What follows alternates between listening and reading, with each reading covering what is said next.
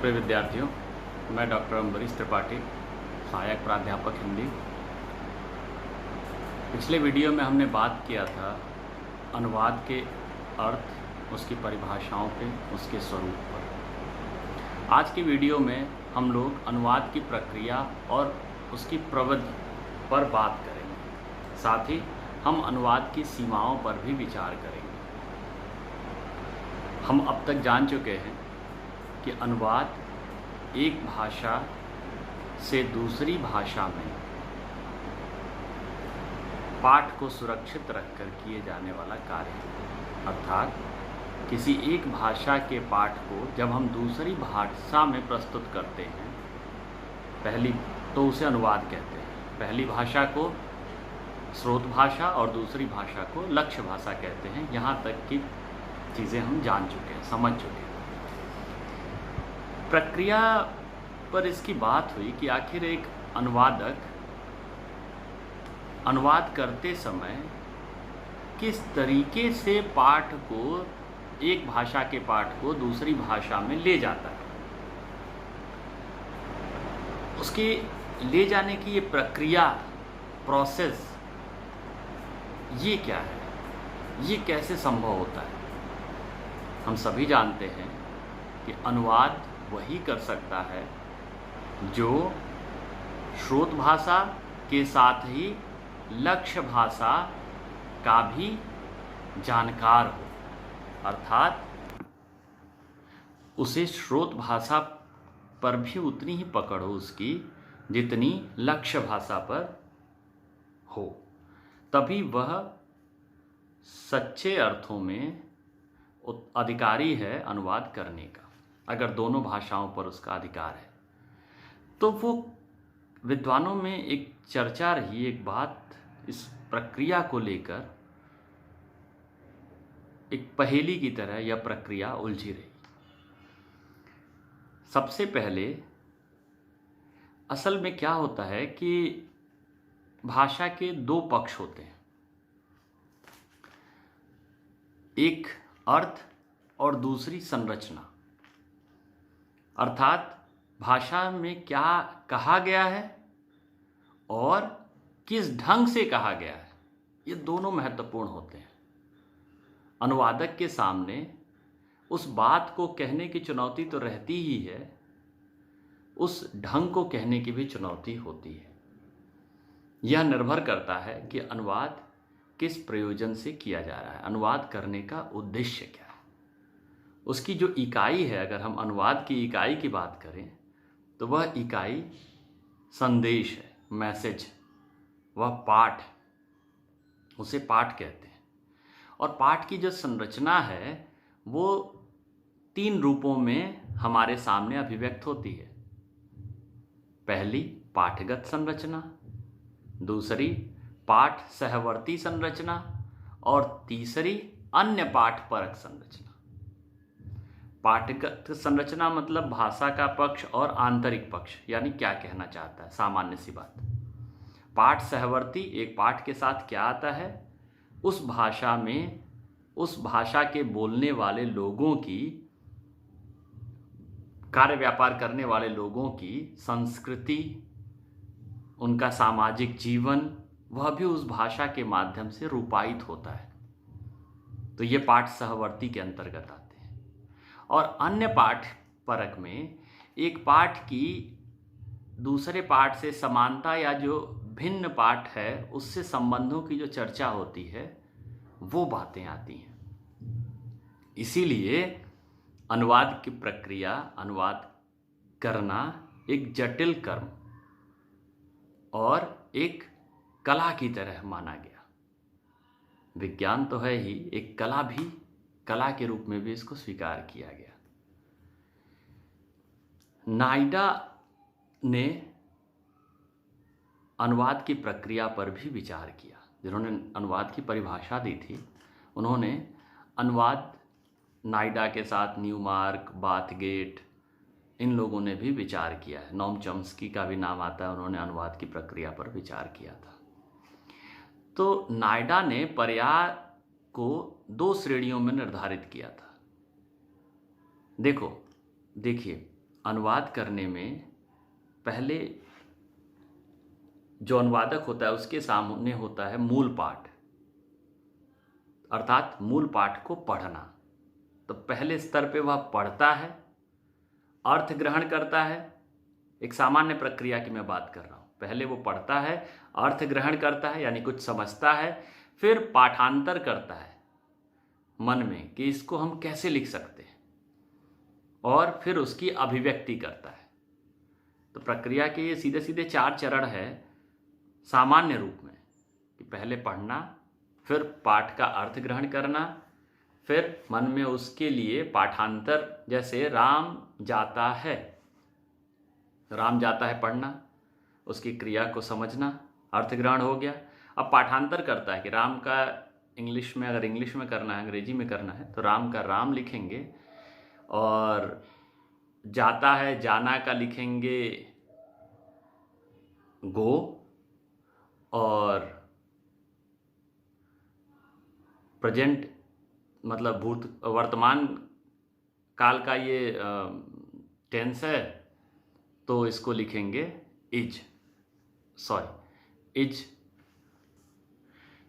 उसी के अनुसार हम निर्धारित करेंगे कि अगर ये प्रेजेंट इंडेफिनिट है तो एस या ई एस जो लगाएंगे। तो राम जाता है, तो वो पहले मन में राम और गो आया उसके, फिर अभिव्यक्ति जब करेगा तब वह उसकी प्रक्रिया को, दूसरी भाषा की प्रक्रिया को समझने की कोशिश करेगा।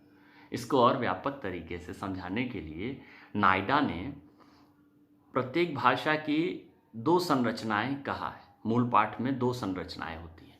एक प्रत्यक्ष संरचना होती है जो हमें सामने सामने दिखता है, सतही संरचना के स्तर पे, और दूसरा परोक्ष होती है जो गहन संरचना होती है, जिसमें कुछ ऐसे शब्द होते हैं, कुछ ऐसा बिंब होता है, कुछ ऐसे विचार होते हैं कि जो सामान्य शब्दों से अभिव्यक्त नहीं होते, कभी कभी उसका पर्याय भी नहीं मिलता।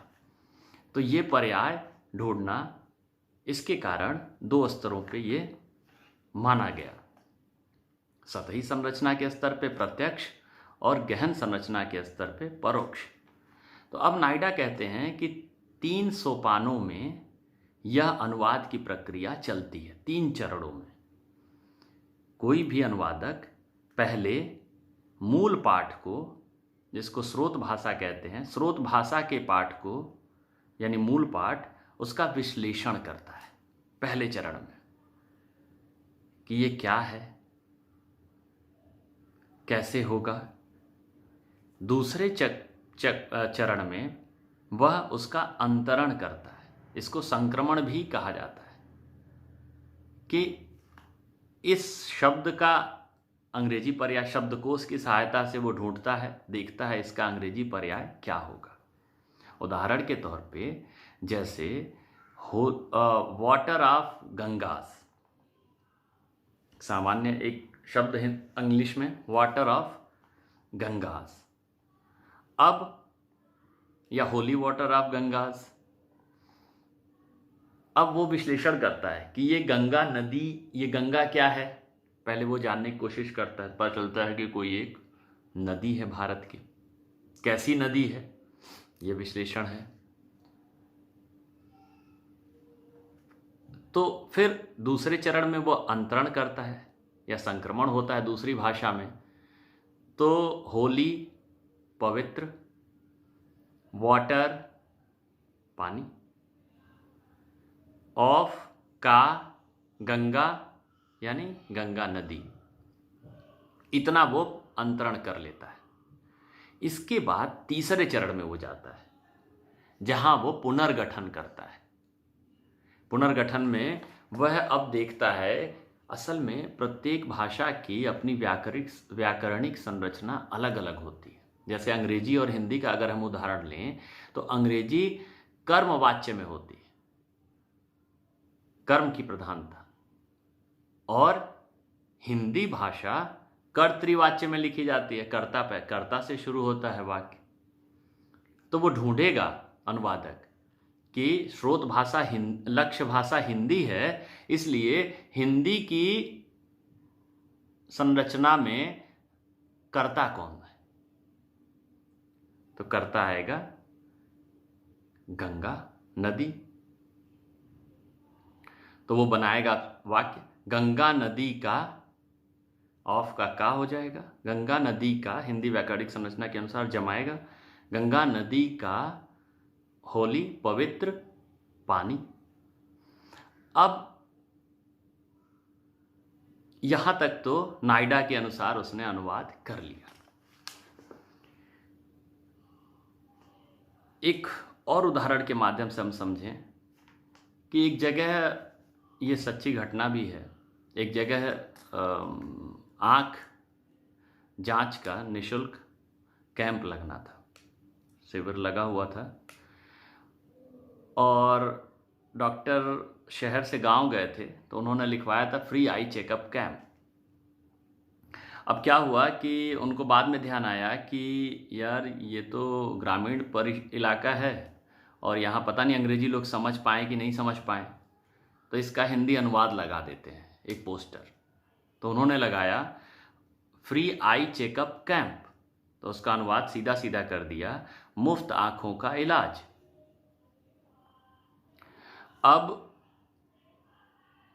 पूरे दिन बैठे रहे, शाम तक कोई ग्रामीण नहीं आया। लोगों ने, डॉक्टरों को लगा कि इस गांव में मुफ्त में हम आंखों का इलाज कर रहे हैं और कोई भी नहीं आया, क्या कारण है, क्या बात है। तो किसी एक पढ़े लिखे आदमी को बुलाया, मुखिया जी के साथ, प्रधान के साथ, कोई सरपंच के साथ कोई आया, पूछा भाई हमने यहाँ कैंप लगाया हुआ है आंखों की जांच का और आप लोगों में से कोई नहीं आया, क्या कारण है। तो उन्होंने कहा आपने तो लिखा है मुफ्त आंखों का इलाज, अर्थात जिसकी आंखें मुफ्त हों वो जाके इलाज कराएं। नहीं नहीं, हम तो लिखे हैं कि आंखों का मुफ्त इलाज। तो देखिए आपका बोर्ड, अनुवादक की गलती से फ्री आई चेकअप, मुफ्त आंखों का, तो वहां संदर्भ, वहां अर्थ अलग हो जा रहा है, जबकि होना चाहिए कि आंखों का मुफ्त या निशुल्क इलाज, उपचार। तो एक छोटी सी गलती पुनर्गठन की, वाक्य संरचना को न समझने की, किस प्रकार से पूरे उद्देश्य को धूमिल कर देता है, इसको हम इससे समझ सकते हैं।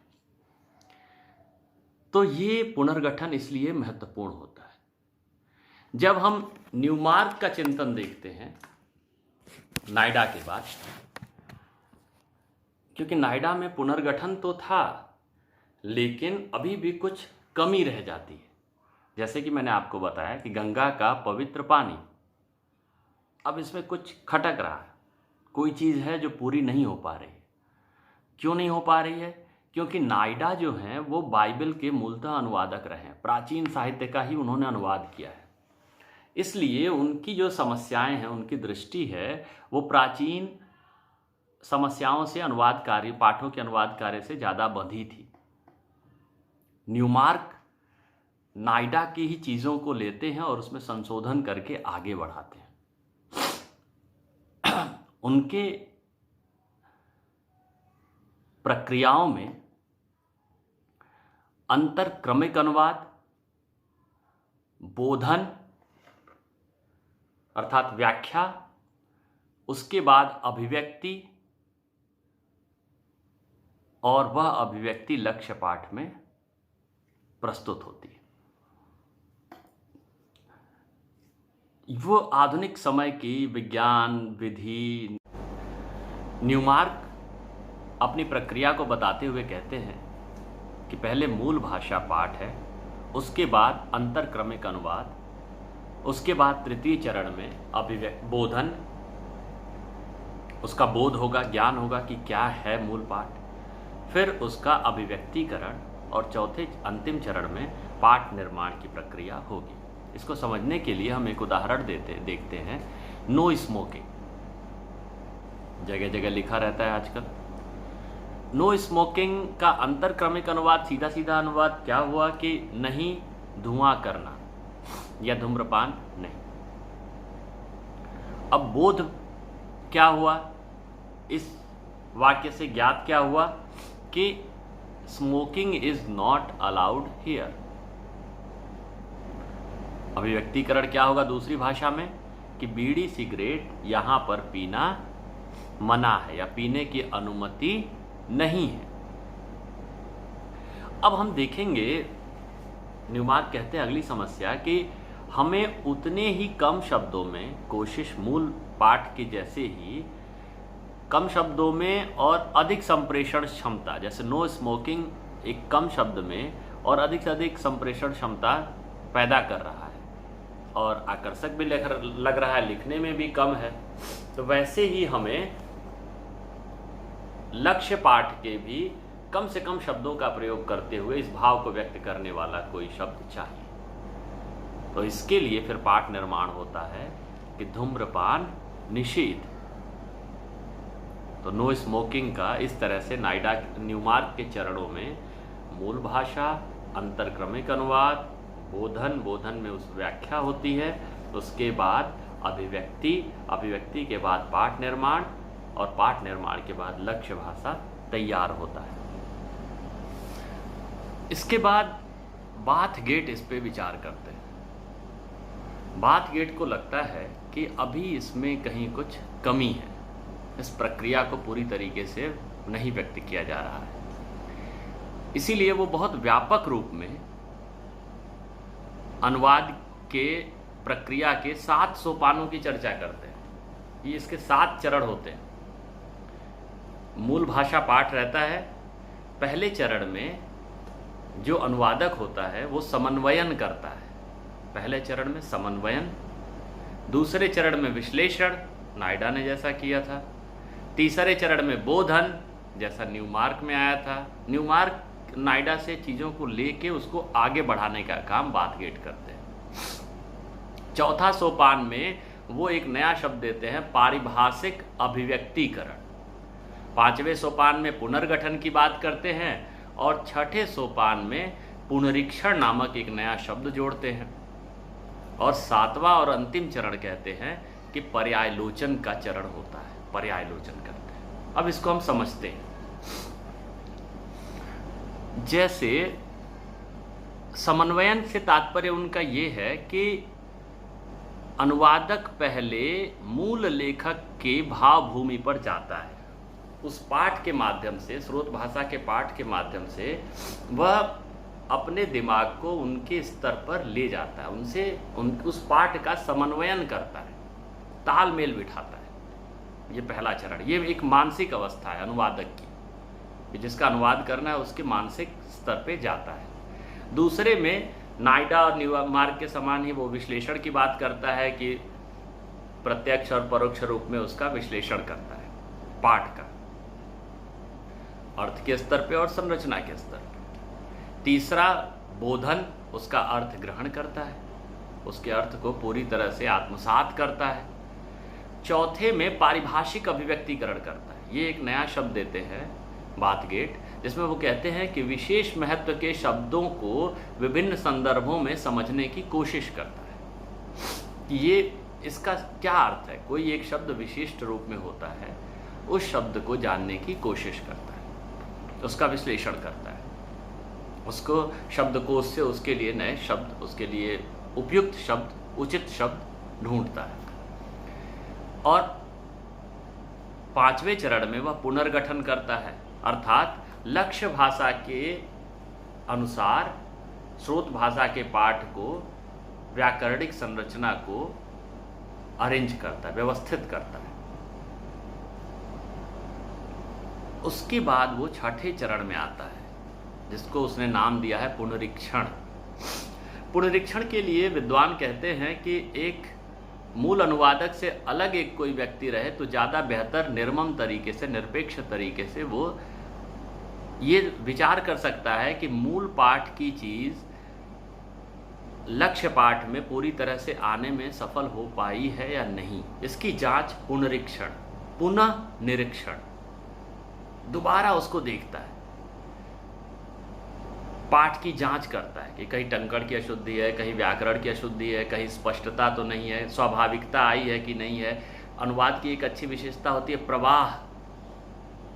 अनुवाद की विशेषता बताते हुए कहा जाता है कि अनुवाद ऐसा हो कि लगे न कि वो अनुवाद हो, यानी अनुवाद जैसा नहीं लगना चाहिए। तो यह विशेषता वह तलाशता है। इसके बाद वह संशोधन करता है। खुद भी अगर मूल्यांकन करे अपनी पाठ को तो तटस्थ होकर देखे, 2 बार 3 बार उसको परखे। और अंतिम जो चरण होता है वो है पर्यायलोचन की। पर्यायलोचन के बाद ही अनुदित पाठ की प्रामाणिकता तय होती है, निर्धारित होती है। इस 7वें चरण में, जैसे उदाहरण के तौर पे एक ट्रक पे लिखा है पब्लिक कैरियर। अब तमाम चरणों में पहले हम समझते हैं कि ये ट्रक की है, ट्रक पे लिखने के लिए है, लिखा हुआ है, तो यानी उस स्तर पे जाते हैं कि किस किस चीज़ में उपयोग हो सकता है, समन्वयन करते हैं, उसका विश्लेषण करते हैं। बोधन के स्तर पे समझते हैं कि कैरियर ऑफ, ये पब्लिक कैरियर मतलब लोगों को ढोने का नहीं है, यह कैरियर ऑफ पब्लिक गुड्स है, लोगों। तो वहाँ पे पारिभाषिक अभिव्यक्तिकरण होता है कि यह लोगों के सामानों को ढोने का वाहक है। पुनरीक्षण करते हुए फिर पर्यायलोचन निर्धारित करते हैं। 2 शब्द पे आते हैं कि एक इसको लोक वाहन कह सकते हैं या भाड़े का ट्रक कह सकते हैं। तब फिर अंतिम पाठ निर्धारित। इस प्रकार से अनुवाद की प्रक्रिया को समझा जा सकता है। लेकिन ये प्रक्रिया जितना समझने में जटिल है, उससे ज़्यादा जटिल इस प्रक्रिया को अपनाने में, क्योंकि अनुवादक की और अनुवाद की दोनों की अपनी सीमाएं हैं। इन सीमाओं पर कैटफर्ड ने विचार करते हुए कहा था कि इनकी 2 सीमाएं प्रमुख रूप से हमारे सामने दिखती हैं। पहली भाषा परक सीमा और दूसरी सामाजिक सांस्कृतिक सीमाएं।